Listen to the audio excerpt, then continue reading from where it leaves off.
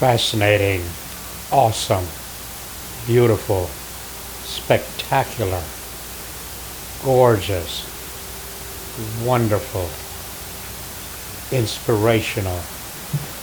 I was just outside taking pictures of this flower, and that's about 8 square inches of space compared to an Earth that's 197 million miles of land coverage. Well, surface coverage anyway. And I gotta tell you, I find that picture to be awesome. But let me change the subject. I do get feedback from people, and they mean well. They're honest about their feedback, and I appreciate their feedback. One such feedback is about how I deliver my little chit-chat. The idea is that if I had scripted narratives, then I would come across as being more intelligent, I would make less errors, and I would be coming across as a more professional person. I think that is very valid. The other feedback I got was that I tend to repeat myself. And I do. You're watching this video, but you may not have watched the videos that I made previous to this one where I covered subjects that I'm covering here. So that's a valid feedback. Now, another change of subject, and that is arguing fact to fiction. I got myself in trouble on a Facebook page, not my own, but one that I dared to visit, having to do with man's concept of life, religion, living. This one man said that God gave him 5 senses and that's all he needs to appreciate this world. So stupid me, I asked him, well, what about radio waves, and what about the spectrum, and what about physics? And he said, as far as radio waves is concerned, he can touch and he can see a radio. It's not up to him to know how it happens. If it were, God would have told them how. And I realized that I was wasting my time. Totally wasting my time. So here's the thing.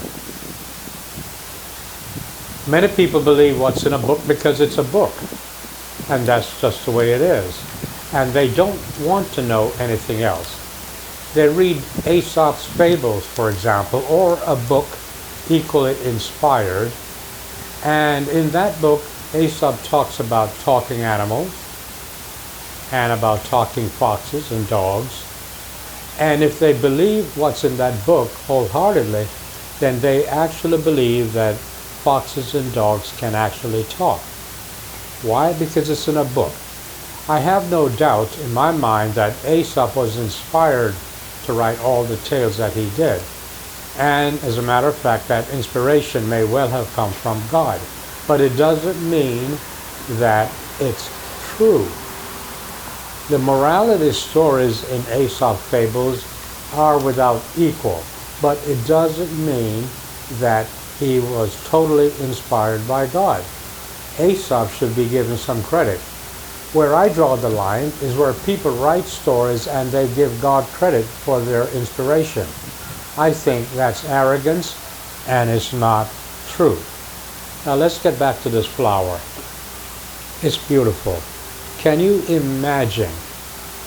just imagine the mathematics involved, the science involved, the physics involved in creating this flower? And if it is in fact a creation, can you imagine the universal mind that created this flower? And if it is a process, can you imagine the universal intelligence it must have taken to create this flower and to bring it into being?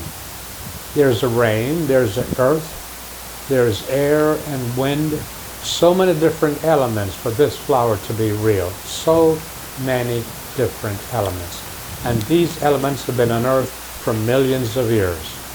Why then would a universal intelligence create mankind that is flawed? So many things I don't know. But there are some things that I do know.